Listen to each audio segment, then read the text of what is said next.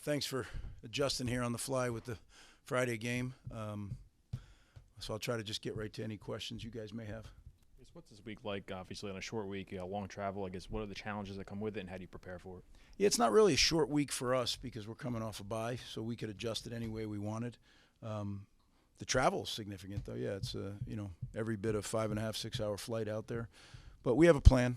We've spent a lot of time doing this at every level, and to me, it's rather than going to Bridgewater, we're going to Seattle. Right? It's just a plane in between the bus rides. Other than obviously getting healthy this week, what was the staff's primary focus throughout the bye? Fundamental development for the first part. Just incremental improvement, small incremental improvement. And then as you get into game plan work, at the end of the week and the beginning of this week, now it's about getting ready for a football game against a really good team. Washington has proven they have really good personnel. They're well coached, and certainly going to be a huge challenge. They don't lose much out there in their home stadium, so it's got a big, huge challenge. Did you come out of the bye week making any major changes defensively, play calling, who plays? Any thoughts on yeah, no, there's no major changes other than we tried to really work on fundamentals, get better at doing the things that we haven't done as well as we need to, and enhancing the things that we have done well. Yeah. Damon Williams, sophomore, hasn't had that much game film on him, but in the film that you've seen, what have you seen that makes him a dynamic player? No, he's incredibly talented. He can run, he can throw, he can do everything. He's one of the most dynamic quarterbacks that I've seen in a long time. Reminds me a little bit of the kid from Kansas State, but literally a younger version, but one that is performing at a very high level. You just look at how he takes care of the football. Most young quarterbacks can't do that. He's, Coach Fish is an excellent quarterback coach and an excellent offensive background. So I'm sure that's a huge part of his progress. He's got a good staff, and they seem to really be cooking on offense right now.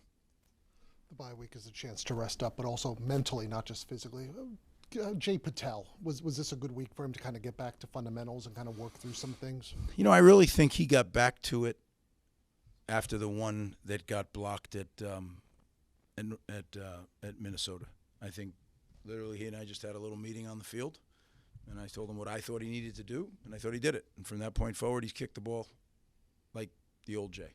So in that game, the rest of that game he did, and then in practice he has. So I think Jay's fine. One of the players that came in after the spring game was Mo Giwa. What did you see from him on tape, and what's his development been like? He's had really good development. He's a very, very talented big man. Now he's been playing at a lower level and hadn't played a lot of football, period. So his upside is tremendous. I've seen him get better and better each week here. He's such a beautiful kid to be around, happy, smiling all the time. He's really a fun guy to have in the program. Coach, not to mention a huge athlete. Yeah. Coach, last week you talked about getting a lot of Rutgers on Rutgers work in the bye. Has there been any young players that have really stood out to you? I think the young linebackers, when you look at Kamar Archie, he's done some really good things. DJ's done some good things. Some of the young defensive backs have done some good things. The young wideouts, I think Cup has done a really good job, had a really good time. AJ, Sean Ashenfelder. There's been a lot of guys that have done things that I've been impressed with. Some young O-linemen. Kenny Jones is coming on. Yeah, there's some really promising young players. Chris Vigna, some young D linemen that I think are really promising. Obviously with Deke and RJ, but there's more than just them. Definitely guys that as we progress into this back half of the season may even actually get to see some time. So, I'm encouraged, very. When you watch Washington come back from 20 down in the fourth quarter against Maryland, what do you take away from that, and what do you tell the team when you see a team be able to be as explosive as they were towards the end of the game there after struggling? Well, I think more than even the explosive, Brian, is the fact that they kept fighting. Right, you're down 20-0. It was just as easy, 6 hours away from home to say, it's not our day, and they just kept fighting. And Maryland's got a very good football team. So what it tells me is Washington's got a really good football team. And like I said, explosive at the running back position, one of the best running backs in the country. And his backup is a really good player too. You know, you're talking about Jonah Coleman is really an explosive back. We saw him last year. He has only gotten better. He is tough. He's 220 pounds. I mean, we're going to have to bring every bit of our tackling to get this guy on the ground. And then his backup, I think his name's Muhammad 24. He too is a huge son of a gun. And you know, they use those guys like they're the returner and off returner on kickoff. Jonah is one of the shields in their punt team. You know, they're getting their maximum value out of those guys. But it's just a really good football team. They're well coached. Same things I probably said last year about them. You know, they're just a little bit better now. But really a talented football team, and you know, I have the utmost respect.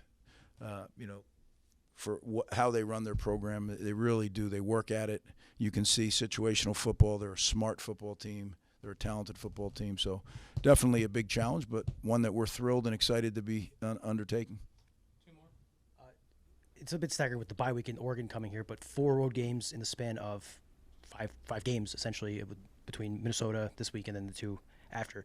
Is that a challenge for you guys, to having to constantly be on the road and not really having... Don't even think about it. Right? All that stuff's done in the off season. We make all the plans, and now it's executing the plan. The reality is nobody cares. It doesn't matter. What we need to do is either get on a bus and go to Bridgewater, or get on a bus, go to the airport, get on another bus and go to some other hotel. Other than that, football's football. Now, playing at home, definitely a home field advantage, absolutely. But that's part of playing, right? You know, half or maybe just a little less than half your games are always going to be on the road. And when you play in a league like the Big Ten, you know, I haven't been out to University of Washington since the year 2000, but I remember how loud it gets. I remember it is a great place to play. One of the really beautiful, unique settings in all of college football with Lake, I think it's Lake Rainier or whatever it is there. That really a great setting, and they have some crazy fans, man. They're all about their dogs, so we gotta get ready. Final question. Talked last week about the need to consistently execute more. I guess after the bye week, what's your confidence level that the players understand the message and what it's going to take to get to that point? Well, I think they understand. You know, there's that knowing and doing, right? That's the greatest gap in life, is knowing and then being able to do it, right? And when you have a group that's come together, that's kind of been put together with some guys from here, some guys from here, look, it takes a little while to get that. I'm hopeful that we've improved enough to go play good defense. We'll know it when we see it, though. You know, again, as I tell the team, right, you have to just keep chopping, because some of the greatest achievements are never achieved because people stop chopping. They lay the axe down and say, it's just not going to happen. That's not me. I know that if we just keep doing it, we will get better incrementally, and eventually it'll be good enough. People hate to hear that. They're like, that's not what I want to hear. Well, sorry. That's who I am, and that's the way we run this program. So, and literally, if that's the way you live your life, you're going to have a pretty good life. Thanks, guys.